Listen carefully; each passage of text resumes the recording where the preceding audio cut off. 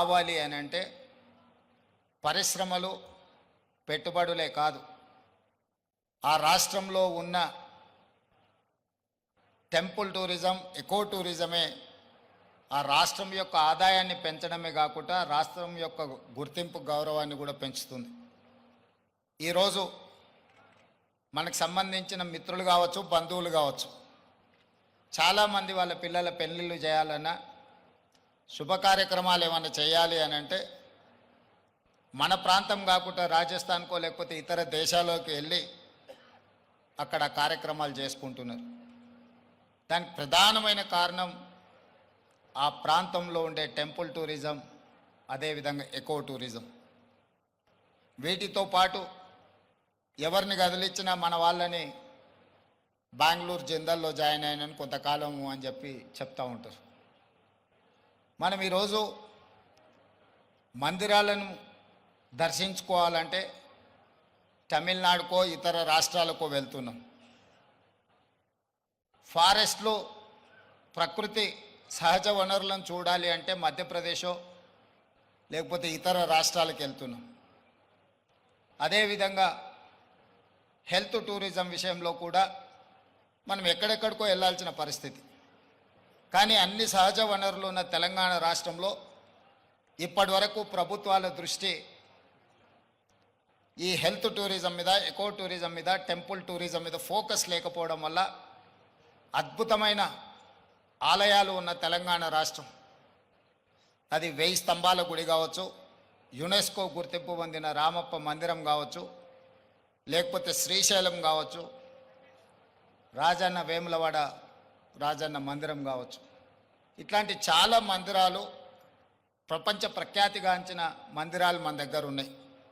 ఈరోజు కవాల్ కావచ్చు, tiger reserve forest, Nallamala tiger reserve forest కావచ్చు, జూపల్లి కృష్ణారావు గారు ప్రాతినిధ్యం వహిస్తున్న కొల్లాపూర్ ప్రాంతం, నల్లమల అటవీ ప్రాంతం, కృష్ణానది జలాలు ప్రవహిస్తున్న ప్రాంతం, అక్కడ మందిరాలకు, అక్కడ ప్రకృతి సహజ వనరులకు కొదవలేదు.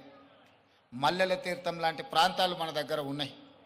కానీ వీటికి ఇవ్వాల్సినంత ప్రాధాన్యత, తీసుకురావాల్సినంత గుర్తింపు తీసుకురాకపోవడం వల్ల మన రాష్ట్రంలో temple tourism, eco tourism, health tourism వెనుకబడుతున్నది. ఈరోజు ఎకో టూరిజంలో టూరిజం పాలసీని ఈ మధ్యలోనే శాసనసభలో మనం చర్చించడం, దానికి మంత్రి జూపల్లి కృష్ణారావు గారే ఆ పాలసీ తయారులో కీలక పాత్ర పోషించారు. రాబోయే కొద్ది రోజుల్లో టూరిజం పాలసీని తీసుకొచ్చి టూరిజం పాలసీలో ఎకో టూరిజంను ప్రోత్సహించాలని ఈరోజు మన ప్రభుత్వం ముందుకు వెళ్తున్నది. కానీ ప్రభుత్వానికంటే ముందే ఎకో టూరిజం ఈరోజు రామదేవరావు గారి ఏర్పాటు చేసిన 150 ఎకరాలలో ఒక అద్భుతాన్ని సృష్టించిండు.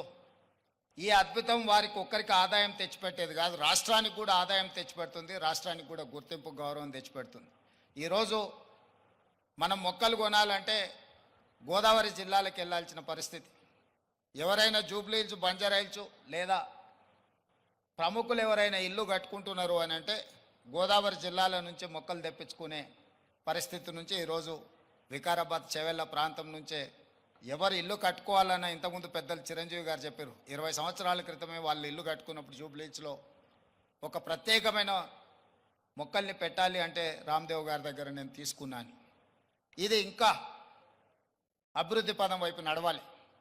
ఈరోజు ఇక్కడ జరిగిన అభివృద్ధి, ఇక్కడ మన కళ్ళకు కనిపిస్తున్నది 30%. నేను అనుకోవడం ఇంకొక సంవత్సరంన్నర తర్వాత ఇది ఒక అద్భుతమైన పర్యాటక క్షేత్రంగా మారుతుంది అనడంలో ఎలాంటి సందేహం లేదు. ఖచ్చితంగా ఇది ఆ దిశగా రాణిస్తుంది. ఇక్కడ మేము కొంతనే చూసినాం, మిగతా ఏర్పాట్లు కూడా అద్భుతంగా చేస్తున్నారు. దీంతో పాటు ఇంతకుముందే మా యాదయ్య గారు చెప్తున్నారు, వికారాబాద్కి హవా లాఖో రూపాయి కా దవా అని.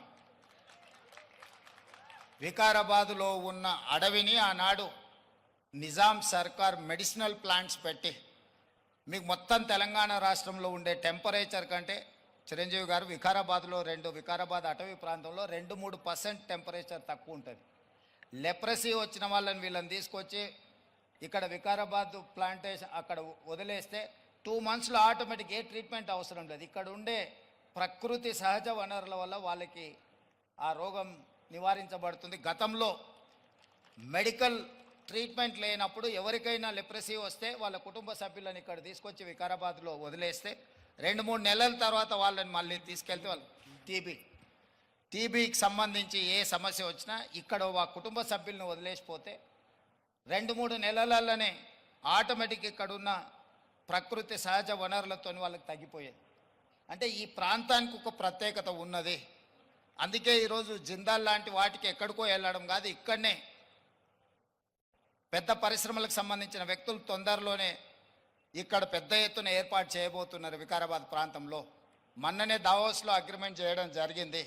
తొందరలో వికారాబాద్ ప్రాంతాన్ని ఎకో టూరిజంలో పూర్తి స్థాయిలో అభివృద్ధి చెయ్యాలని ప్రభుత్వం ఏదైతే అనుకుంటుందో ఒక అడుగు ముందు ప్రభుత్వానికంటే రామ్దేవ్ గారు వేసి ఇంత మంచి వ్యవస్థని ఇక్కడ ఏర్పాటు చేసిండు. తొందరలో ఈ ప్రాంతం యొక్క అభివృద్ధికి ఇది ఒక ప్రాతిపదిక అవుతుంది.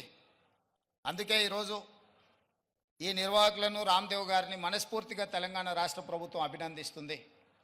ఇంకా రావాలి ఇట్లాంటి పర్యాటక క్షేత్రాలు. ఇదొక వ్యాపార కేంద్రంగా కాకుండా పర్యాటక క్షేత్రంగా కూడా రాణిస్తుంది అనడంలో ఎలాంటి సందేహం లేదు. ఈరోజు నాతో పాటు చిరంజీవి గారు, సీఎం రమేష్ గారు, మా మంత్రులు, శాసనమండలి సభ్యులు, శాసనసభ్యులు అందరు రావడం, ఇట్లా కార్యక్రమం రోజువారీగా ఎన్నో రాజకీయ కార్యక్రమాలలో పాల్గొంటుంటాం. కానీ ఈ కార్యక్రమంలో పాల్గొనడానికి ఒక ప్రత్యేకత ఉన్నది. ఈ ప్రత్యేకత రాష్ట్రం యొక్క ఆలోచనకు అనుగుణంగా ఉన్నది. ఈరోజు రాష్ట్ర ప్రభుత్వం ఏదైతే ఎకో టూరిజం పాలసీలో ఇలాంటి పార్కులు మేము డెవలప్ చేయాలనుకుంటున్నామో రాబోయే రోజుల్లో ఖాళీ వరి పండించడమే కాదు, ఇతర కమర్షియల్ క్రాప్స్ వైపు ఈరోజు వనాలు, ప్రకృతి వనాలను పెంచడానికి కూడా రైతులను ప్రోత్సహించడానికి ప్రభుత్వం వైపు నుంచి ప్రణాళికలు ఉన్నాయి. వాళ్ళందరికీ కూడా ఇలాంటి వ్యాపార కేంద్రాలు ఉంటే రైతులు పెంచే మొక్కల్ని కొనుగోలు చేయడానికి అవకాశం ఉంటుంది. 1,000 మొక్కల్ని తెలంగాణ రాష్ట్ర ప్రభుత్వం పెట్టాలంటే ఎక్కడనో ఒకడ గ్రామాల దగ్గర ఆ మొక్కల్లో పెంపడానికి క్షేత్రాలు ఇస్తున్నాం. కానీ 6 నెలలు సంవత్సరం పెంచితే అవి మేము నాటినప్పుడు 20-30% కంటే ఎక్కువ బ్రతకడం లేదు. అందుకే రాబోయే రోజుల్లో మా మంత్రి గారికి సూచన చేస్తున్నా, అదేవిధంగా ఫారెస్ట్ మినిస్టర్ గారికి కూడా నేను ఆదేశాలు ఇస్తా. 2-3 సంవత్సరాలు పెంచిన మొక్కల్ని తీసుకెళ్ళి నాటితే మొక్కలు బతకడానికి ఎక్కువ అవకాశం ఉంటుంది. కానీ మరి రైతు 2-3 సంవత్సరాల ఆదాయం లేకుండా ఉండాలి అని అంటే రైతు బ్రతకం కూడా కష్టమవుతుంది. అందుకే దానికి తగ్గట్టుగా ధర చెల్లించి రాష్ట్ర ప్రభుత్వమే కొనుగోలు చేసి రాష్ట్ర ప్రభుత్వం నాటే హరితహారం మొక్కల్ని 3 సంవత్సరాలు 4 సంవత్సరాలు పెంచిన పెద్ద మొక్కల్ని నాటితే అది ఒక్క సీజన్లో మనం కాపాడుకోగలిగితే చాలు, అది తప్పకుండా చెట్టుగా వృక్షంగా మారే అవకాశం ఉంటుంది. అందుకే రాబోయే రోజుల్లో ప్రభుత్వం యొక్క విధి విధానాలను చర్చించుకొని వాటిని సవరించుకొని తెలంగాణ రాష్ట్రాన్ని ఒక ప్రకృతి వనంగా మార్చాలని. అక్కడ రామయ్య గారు ఉన్నారు, ఒక సామాన్యమైన రైతు.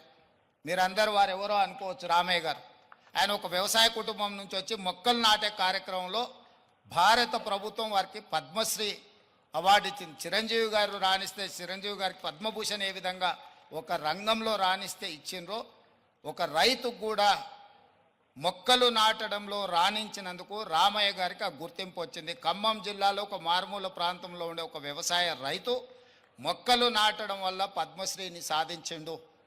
అంటే ఒక కమిట్మెంట్, డెడికేషన్ ఉంటే ఈ ప్రభుత్వాలు గుర్తిస్తాయి, ప్రోత్సహిస్తాయి. రామయ్య గారు లాంటి వాళ్ళని మనం ఆదర్శంగా తీసుకోవాలి. అందుకే ఈ మధ్యకాలంలో కేంద్ర ప్రభుత్వాన్ని కలిసినప్పుడు మాకే నాంపే ఎక్ పేట్ అంటే తల్లి పేరు మీద విద్యార్థులందరూ ఒక మొక్కను నాటి దాన్ని సంరక్షించాలనే ఒక విధానాన్ని ముందుకు తీసుకొస్తున్నాము. ప్రతి విద్యార్థి తమ కన్న తల్లి